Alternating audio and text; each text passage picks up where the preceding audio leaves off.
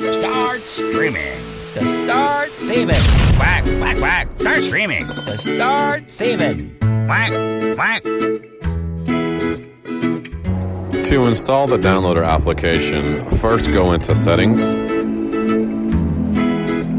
My Fire TV, Developer Options, and then enable ADB debugging and also enable apps from unknown sources.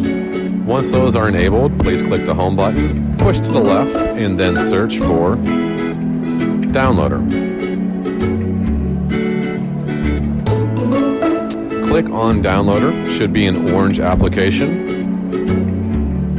Click on Download to install the application.